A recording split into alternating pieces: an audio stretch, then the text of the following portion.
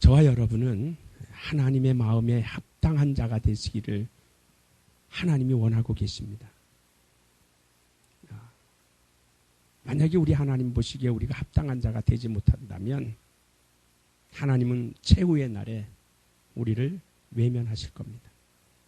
그러니까 내가 영적 생활을 열심히 한다고 하다가 끝날에 주 앞에 외면을 당하는 자가 될 것이냐, 아니면 우리 주님이 보실 때 합당한 자로 여기셔서 큰 칭찬을 하고 하나님께서 기쁨을 받으실 자가 될 것인가. 그것은 우리가 이와 같이 호흡하며 육체가 이 땅에서 생활하는 동안에 이루어 놓지 않으면 아무 소용없다는 사실을 성경이 오늘 가르쳐주고 있습니다. 더 쉽게 말씀드리면 오늘 예수 앞에 여기는 지금 서기관이라는 이야기가 안 나왔는데요. 마태복음 8장 20절 이후에 보면 한 서기관이 먼저 예수를 찾아왔어요. 그때 당시에 서기관이란 명예도 있고 물질도 있고 아무런 부족함이 없는 사람이었거든요. 근데 예수에게 찾아와서 자기가 직접 선생님, 내가 선생님을 따라가겠나이다. 자기가 찾아왔어요.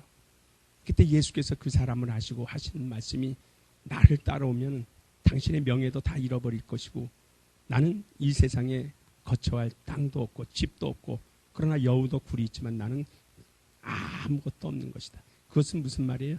당신이 나를 따라왔을 때 세상에서 요구하는, 세상에서 취할 수 있는 것을 하나도 얻을 수 없는데 그래도 당신은 나를 쫓아오겠느냐? 라고 예수께서 대답한 겁니다. 그때 그 서기관이 뭐요? 나는 당신을 쫓아가면 뭔가 지금보다 더 큰 명예를 얻을 수 알고 또 큰 재물을 얻을 줄 알았는데 이 사람 따라가 봐야 별 볼 일 없네. 그런 생각을 갖고 뒤돌아갔다고 말씀하고 있어요. 또 그리고 나서 예수께서 뒤를 돌아다 보실 때 제자에게 직접 예수께서 나를 따라와라. 따라와라. 그랬을 때에 그 제자가 뭐라고 이야기했습니까? 네, 따라가겠는데 우리 집에 가서 우리 늙은 부모님이 이제 돌아가시게 되면 최소한의 자손된 도리를 다 하고 장례까지는 다 치러주고 내가 선생님을 쫓겠나이다. 그리고 돌아갔어요. 또 뒤를 돌아볼 때 또 한 제자가 제자에게 또 너도 나를 따르라. 그때 그 제자는 또 뭐라고 말했어요? 내 가족에게 가서 최소한 내가 선생님을 따라가려면 가족에게 작별 인사는 하고 와야 도리가 아닙니까? 그러니까 그런 시간을 좀 주세요. 라고 요청한 겁니다. 자, 이 세 가지의 경우가 다 우리에게 지금 성경을 통해서 보았습니다. 여러분 보시기에 어떻습니까? 다 합당하죠? 다 그럴듯하죠? 왜? 예수 쫓아가 봐야 명예도 얻을 수 없고 핍박만 받을 터인데 고난만 당할 터인데 그 쫓아가서 뭐 하겠느냐? 서기관은 좋은 마음으로 왔는데 가만히 생각해 보니까 예수라는 사람을 쫓아가다 보면 핍박덩이고 고난받을 것이고 고통받을 것이고 자기의 명예도 다 땅에 떨어질 것인데 안 되겠다 하고 뒤돌아간 겁니다. 또 한 사람도 합당한 이야기 했어요. 부모가 늙은 부모님이 계신데 가가지고 부모님이 돌아가시게 되면 장상을 지내야 그리고 자손된 도리를 다 해야 마땅하지 않습니까? 우리가 봤을 땐 지극히 당연한 겁니다. 그러나 뭘 핑계를 삼았어요? 부모를 핑계 삼아서 주님의 요구를 무시했다라는 겁니다. 물론 성경은 예수께서도 하나님께서도 그렇게 말씀하셨어요. 내 부모를 주 안에서 공경하라. 이것은 마땅하다. 그러므로 너희는 이 땅에서 잘되고 장수할 것이다라고 가르치시면서 우리에게 교훈하셨어요. 그런데 예수께서는 왜 그럼 그 사람을 합당히 여기지 않으셨을까요? 우리는 어떠한 경우에라도 부모님 존경하고 공경하는 거 다 좋습니다. 형제 사랑하고 작별 인사하고 하는 거 다 좋습니다. 그러나 우리 주님이 쓰시겠다 하면 변명될 여지가 없고 핑계될 사연이 없습니다. 그저 순간에 어떻게 해요? 부모님이라 할지라도 부모님을 뒤로 하고 예수를 따라가는 형제들과 작별 인사하는 것보다 더 중요한 것은 주님이 부르는 순간에 네, 알겠습니다라고 쫓아갈 수 있는 사람을 주님이 요구하시는 겁니다. 그러니까 세 사람이 다 뭐라 그랬어요? 세 사람을 두고 손에 뭐를 잡고요? 쟁기를 잡고 뒤를 돌아다 보는 자는 나와 상관이 없고 내게 합당한 자가 아니다 라고 요청하고 있습니다. 자, 쟁기가 뭡니까?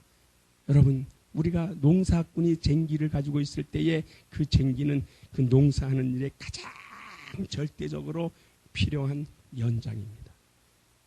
그러니까 그 농사하는 농부는 그 쟁기를 잡고 아주 밭을 일구어서 산소 공급이 잘 되게 흙을 이렇게 섞어서 거기에 식물을 심어서 씨를 뿌리고 식물이 나게 해서 거기서 얻어지는 열매를 통하여 먹고 사는 사람들이 농부입니다.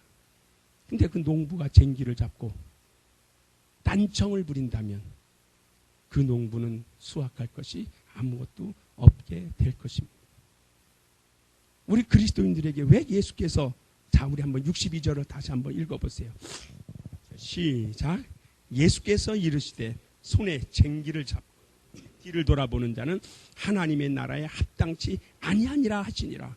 자, 뭐라 그랬어요? 손에 쟁기를 잡고 뒤를 돌아보는 자는 하나님의 나라에 합당한 자가 되지 못하느니라 그랬습니다. 그럼 여러분에게 주신 쟁기는 뭡니까? 우리가 가지고 있는 쟁기는 뭡니까? 이것을 우리가 잘 알아야 됩니다. 저와 여러분에게 주신 쟁기는 직분입니다. 무엇이라고요? 직분입니다. 목사라는 직분을 주었어요. 전도사라는 직분을 주었어요. 장로라는 직분을 주었어요. 안수집사라는 직분을 주었어요. 집사라는 직분을 주었어요. 목양사라는 직분을 주고 교사라는 직분을 주고 성가대원이라는 직분을 주고 평신도 성도라는 직분을 주어서 그것을 가지고 뒤를 돌아보지 아니하고 앞을 달려가서 하나님이 기뻐하시는 믿음의 거룩한 도구가 되도록 우리에게 쟁기를 주셨습니다. 곧 내가 쟁기입니다. 따라서 내가 곧 쟁기다. 하나님께는 내가 쟁기입니다. 그런데 뒤를 돌아봐요. 합당합니까? 합당하지 않습니까? 합당하지 않아요. 그러니까 지금 우리가 영적 생활을 하면서도 자기가 우리 하나님 앞에서 합당한 자인지 합당하지 못한 자인지도 구별도 못하고 분별도 못하고 정처 없이 떠다니는, 마치 바닷물 위에 떠다니는 낙엽과 같이 향방 없고 그냥 떠돌아 다니는 겁니다.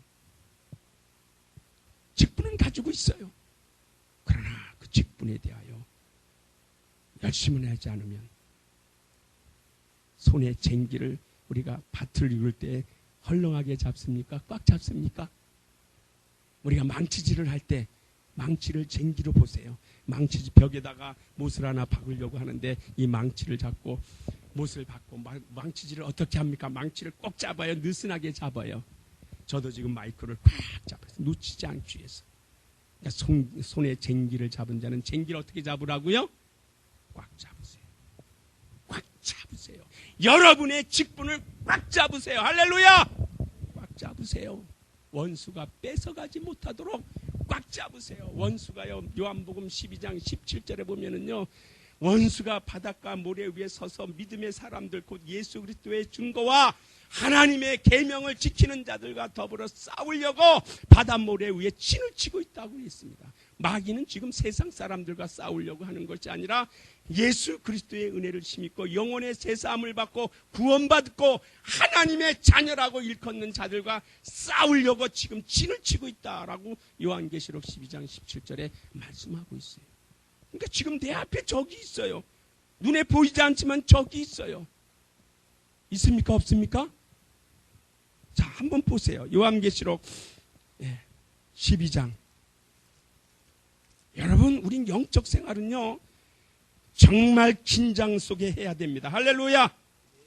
예? 느슨하게 하지 마세요. 자, 요한계시록 12장 17절. 다 같이 한번 읽어보십시다. 시작.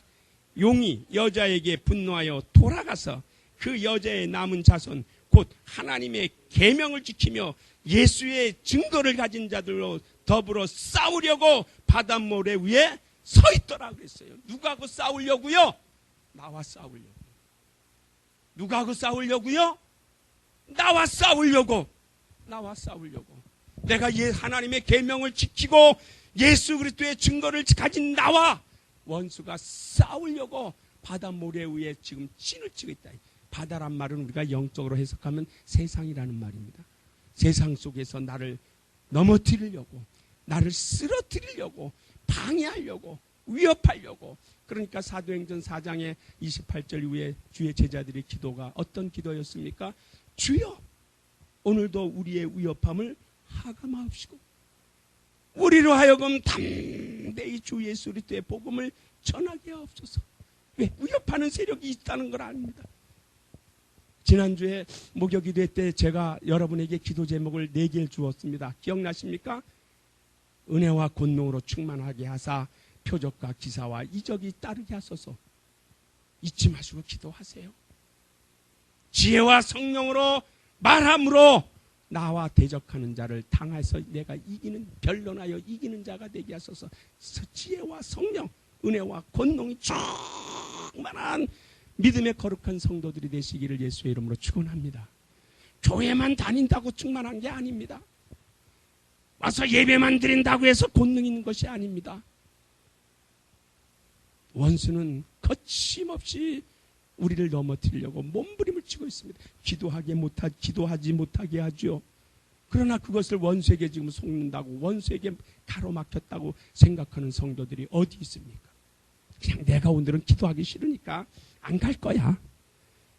교회에서 정해준 것은 그냥 심심해가지고 교회 프로그램을 짜놓습니까? 성도들로 하여금 교회 이 프로그램대로 움직여서 당신들의 영혼을 참 잘 가꾸어 나가라. 그래서 시간을 다 만들어준 겁니다. 그러니까 어떠한 일이 있어도 이 시간에는 우리 하나님 앞에 서는 시간이라는 것을 알고 나와서 육체가 피곤하고 지치고 힘이 들고 괴롭고 염려와 근심 덩어리가 산더미처럼 있다 할지라도 나와서 하나님 앞에 기도하는 그 시간에 하나님은 우리를 기억하시고 도와주신다는. 그러나 원수는 어떻습니까? 아까 그랬죠. 요한계시록 12장 17절 잘 기억하세요.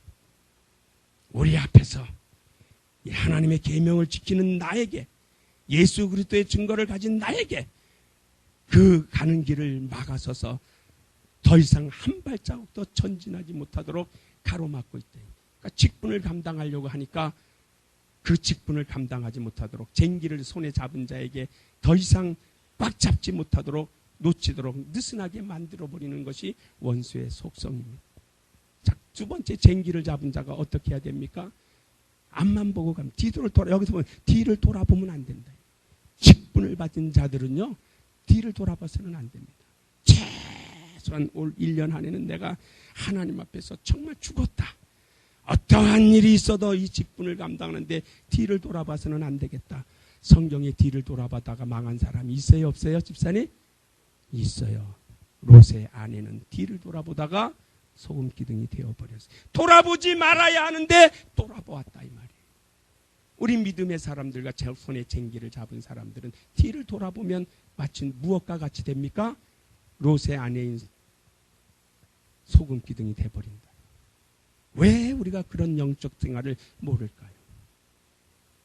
그러니까 밭에서 농사일을 하는 그 쟁기를 손에 잡고 밭을 일구는 사람들, 말을 지켜도 어떻게 돼요? 쳐다보지도 않고 말만 합니다. 그래요, 내가 그랬어, 밥 먹고 왔어, 그래요. 그렇게 안 되면 된다니까. 그 어디 갔다 오는 거요? 좌우로 치우치지 않습니다. 우리 직분을 감당하는 성도들께서는 절대로 좌우로 치우치지 않기를 예수의 이름으로 축원합니다. 앞만 보고 달려가는 것. 그럴 때에 그 사람을 통해서, 그 쟁기를 통해서 밭을 일구어서 씨앗을 심고서 자기가 원하는 수확물을 거둬들일 수 있어서 최후의 승리를 얻을 수 있다는 사실을 오늘 우리 누가복음 9장에서 52장에서 교훈을 얻을 수 있기를 예수의 이름으로 축원합니다. 다른 것이 아니에요. 그래야 최후의 우리 주님 앞에 설 때 영광을 돌리는 겁니다. 성경은요, 여러분, 시편 24편 3절 이후에 어떤 말씀이 있는 줄 아세요? 누가 하나님의 성산에 올라갈 것인가? 그 거룩한 곳에 설 자가 누구인가? 우리 그것을 소망하고 지금 달려가잖아요. 할렐루야! 최후 하나님의 나라에 입국하기 위해서 달려갑니다. 바로 자, 우리 한번 시편 24편 3절 한번 읽어보시기 바랍니다. 예, 그러면 누가 하나님의 성산에 올라갈 자가 누구며 그 거룩한 곳에 설 자가 누구겠느냐? 누가 돼야 되겠어요? 누가 돼야 되겠어요? 내가 돼야 됩니다. 여러분의 가족이 돼야 되고 내 영혼이 돼야 되고 우리 모든 교인들이 되기를 저는 소망합니다. 한 사람도 낙오돼서는 안 돼요. 떨어져서는 안 돼요. 멀어져서는 안 돼요. 우리가 얼마나 수고합니까? 얼마나 고생합니까? 얼마나 정말 세상 사람들에게 핍박을 받으면서도 모욕을 당하면서도 이 신앙을 지켜나가는 이유가 뭡니까? 영원한 소망이 있기 때문에 그렇습니다. 소망 없는 일을 우리가 왜 합니까? 자, 시편 24편. 자, 3절 한번 읽어보세요. 다 같이 읽으세요. 시작. 오를 자 누구며 그 거룩한 곳에 설 자가 누군고. 자, 다시 한번 읽으세요. 시작. 여호와의 산에 오를 자가 누구며 그 거룩한 곳에 설 자가 누군가. 누구겠어요? 나. 누구겠어요? 나. 그러면 어떻게 해야 되느냐? 자, 그 다음에 있어요. 이렇지 않으면 설 자가 없다 그랬어요. 자, 4절 읽으세요. 시작. 곧 손이 깨끗하며 마음이 청결하며 뜻을 허탄한 데 두지 아니하며 거짓 맹세치 아니하는 자로다 그랬습니다. 할렐루야. 누가 거룩한 산에 올라가며 그곳에 설 자가 누구냐? 누가 그곳에 올라갈 자가 누구냐? 누구냐? 손을 깨끗이 하는 자. 곧 손에 쟁기를 잡고 뒤를 돌아보지 아니하고 최후의 승리 얻는 그날까지 달려가기를 소망하고 세상에 속하지 아니하고 세상 것을 취하지 아니하고 믿음의 주 온전케 하시는 예수만을 보면서 세상에 근심과 염려가 있고 고난이 있다 할지라도 핍박이 있다 할지라도 그대로 세상과 타협하고 가지 아니하는 그 사람의 손, 그 손을 깨끗이 한다. 그럼 손을 깨끗이 하며 그 다음에 두 번째 어떤 사람이에요?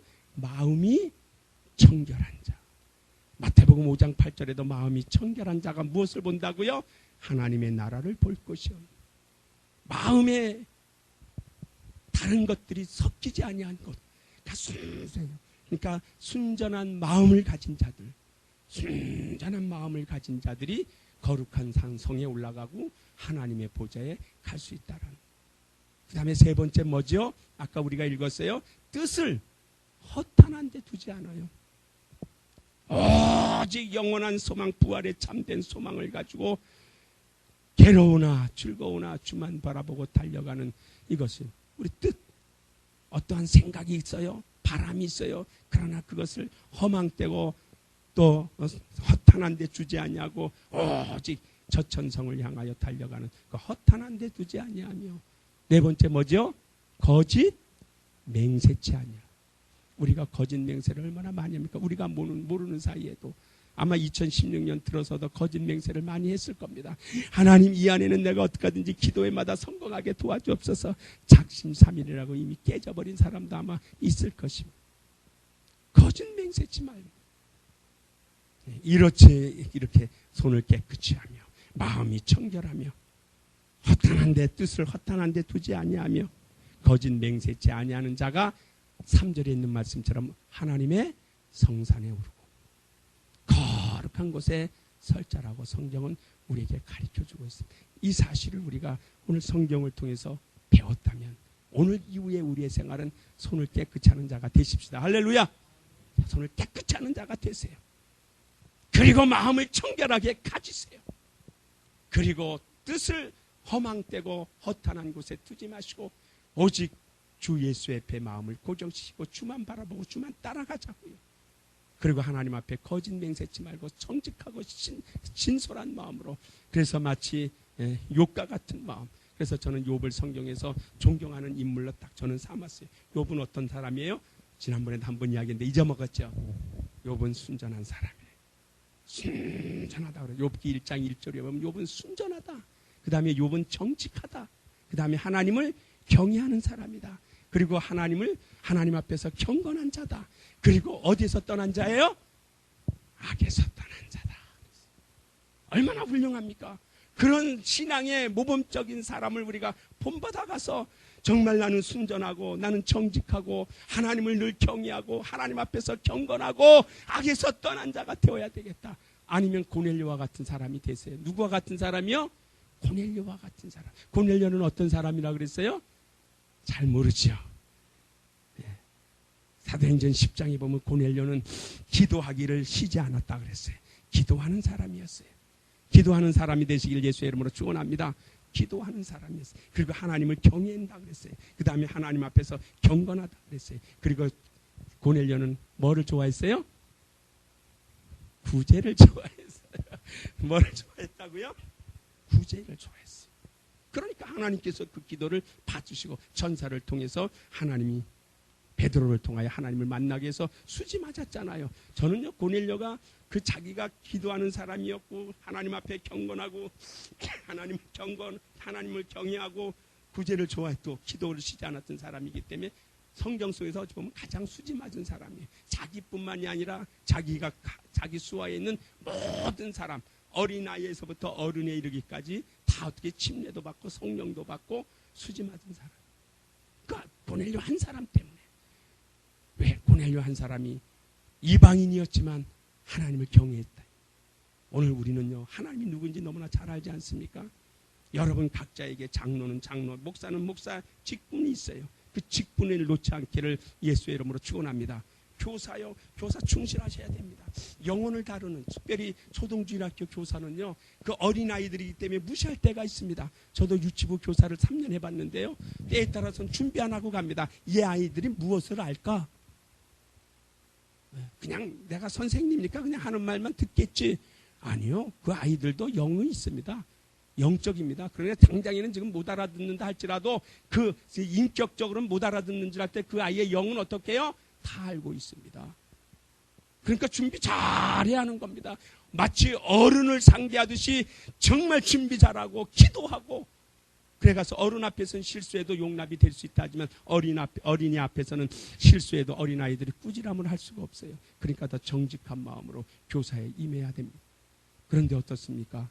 그냥 어린아이라는 것 때문에 무시하고요, 그냥 대충 절대로 우리 안산예배당 교사들은요, 정말 공과를 하더라도 공과를 보지 않고 공과가 내 몸에 이렇게 숙지되어서 몸으로 말할 수 있는, 몸으로 설교할 수 있는, 몸으로 표현할 수 있는 교사가 되지 않으면 하나님 앞에 설 때 쟁기를 잡고 뒤를 돌아본 자가 되는 겁니다. 똑같아요. 저도 마찬가지입니다. 목사 그냥 올라와서 성경 몇 구절 알려주고 뭐 성경 여러분들이 더 많이 봤으니까 더 잘할 수 있어요. 그러나 이 말씀이 기도가 뒷받침되지 않으면 그냥 소리에 불과합니다. 진리라는 말은요, 성령으로 말미암아 증거되어지는 하나님의 말씀을 진리라고 이야기합니다. 진리의 말씀이라고. 진리의 말씀이란 뭐라고요? 성령으로 말미암아 증거되어지는 하나님의 말씀을 진리라고 우리가 이야기하는 겁니다. 그냥 말만 한다고 되는 것이 아니라.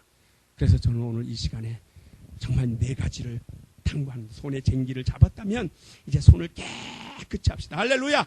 손을 깨끗이 하시고, 그 다음에 아까 마음이 어떻게 해요? 아예 이 자리에서 아직 기억하세요. 영혼에 기억해서 내 평생에 손을 깨끗이 하는 자가 되리라. 마음을 청결케 하는 자가 되리라. 허탄한 뜻을 허탄한 데 두지 아니하고 하나님 앞에 거짓 맹세하는 자가 되지 아니하리라. 주여 내게 이러한 사람이 되도록 내 영혼의 은혜와 권능과 성령으로 충만하게 하소서라고 기도할 수 있기를 예수의 이름으로 축원합니다. 그래야 뒤를 돌아보지 않아요. 자, 이제 이 시간 우리 기도하십시다. 기도하실 때 오늘 시편 24편 3절 4절 말씀을 기억하시면서 주여 내가 앞으로 손을 깨끗이 하고 세상과 타협하지 않는다는 겁니다. 세상에 물들지 아니하고 내 마음을 늘 청결하게 하고 허탄한 데 뜻을 두지 않겠습니다.